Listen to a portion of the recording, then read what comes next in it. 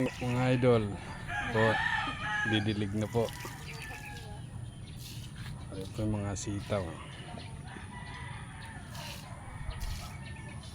Ay pala, papunta kila Ruel. Bigyan mo silang ganyan.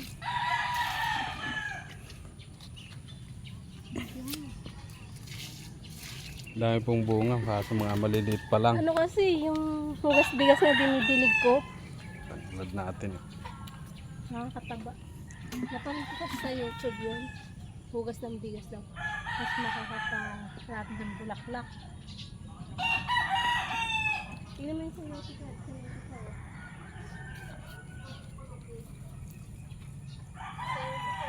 Yun po, marami na po siyang bunga.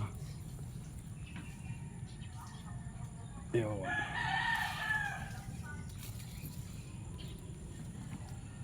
Ito po siya. Ito pa po.